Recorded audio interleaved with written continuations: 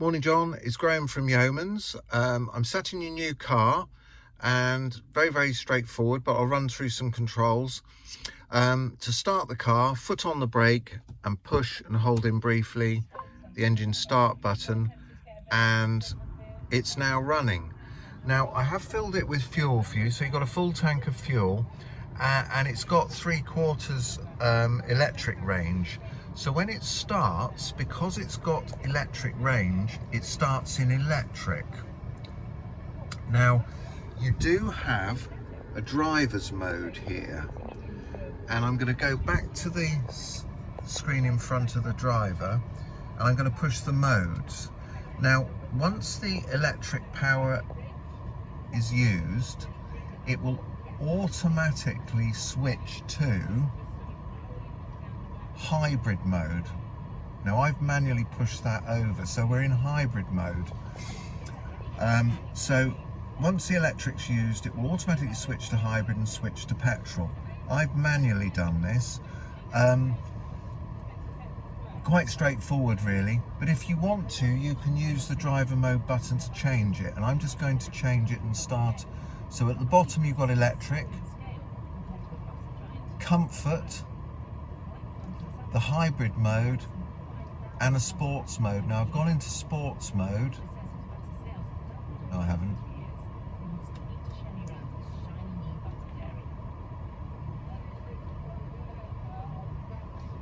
It's in sports mode now. It just took a while to switch over. That's put the petrol engine on, and that's giving you the electric motor and the petrol engine running at the same time. Moving over to the gear lever, we're in park at the moment. To put it into drive, you push, or to move it, you must push the button on the side. I'm pulling it back, and we're now in drive, and it comes up on the dash drive. If I go back to the gear knob and pull back again, we're in B mode. We're sport B mode. So the B mode, when you take your foot off the accelerator, it will feel like it's braking harder than it would normally on a normal car. That is the regeneration process. It's not actually braking, it's like a dynamo that's putting power back in your battery.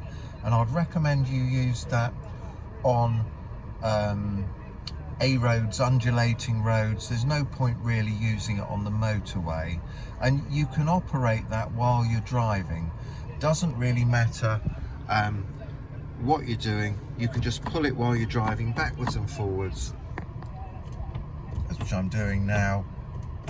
You don't have to be stopped to do that, and it is worth using because it will do a lot of regeneration. You got your electric parking brake down there. Quite straightforward. You just put it into gear and drive off. All of your electric windows, passenger front, passenger rear, driver's front, driver's rear. That's a lock for the rear windows if you've got children in, and when you pull away, it'll lock the car from the outside. That will simply lock, I don't know if you can hear that, and unlock the car to save you leaning across to let someone in. That pops up there. You'll see you've got your locking wheel nut, and if you look further forwards, if you've got the correct phone, you can literally put it on there and it will charge your phone. We've got auto lights. I just leave it on auto. It just does its own thing. And if we go across to the windscreen wipers, if you flick down, automatic windscreen wiper activated. So if it starts raining, there's a sensor, the windscreen wipers will automatically work. Now if the windscreen wipers come on, it will also put the lights on, and when it stops raining, it will turn it off. Cruise control is down here, and speed limiter. You simply flick up, and that's your speed limiter. Now on the underneath are two paddles.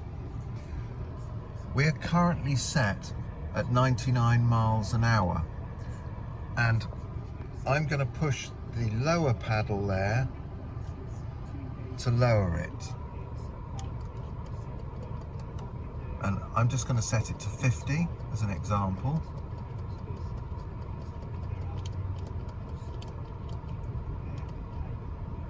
And go back to that. Now if I now push the button on the end,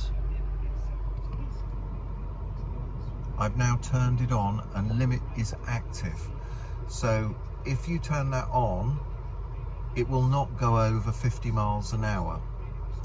To turn it off, or pause it I should say, you simply push that button in and the limiter is paused. Go back to the switch and pull it down is completely off, and then if you flick it down, that is your cruise control. Now the cruise control is very easy. It won't work because we're stationary, but you'll see it's on the screen there. Say you're doing 70 miles an hour, push the upper paddle on the underneath and it will maintain 70 miles an hour. The button on the end will pause it.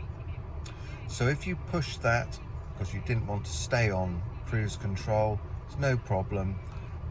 It just pauses it, and then once you're past the obstruction or something, you can push that button again and it will return to the original speed. That's pretty much it there. You've got your paddles that will take you down the gears if you really want to, and up the gears, but quite honestly most people don't use that. I'm going to do a couple more videos to show you some other stuff, but I'm just going to show you down here. This switch here, that does your door mirrors. That's off. Flick it to the right and use the toggle and it adjusts the driver's mirror. Off, passenger mirror. Now when you lock the car, the mirrors will fold in, and when you unlock it, they'll fold out. If you twist this all the way down, the mirrors will electrically fold in while you're driving it. Now this also has lane warning departure, which is turned off. That's now turned on. So if you were to cross a lane, it will pull you back in. Heated rear screen, front screen, and that will open the fuel flap. Now I don't know whether you can remember, but if you push that button in, it won't necessarily open straight away because it is a pressurized system. So it may take just a second or two. That will then open. The middle button doesn't, or that button there doesn't actually do anything. That's if you want to, and I'll show you in a minute on the central screen, that's if you wanted to preset a home charger to start charging at, I don't know, 12 o'clock at night. So that's those features there. I'm going to finish this video and I'm now going to start another one on the rest of the vehicle.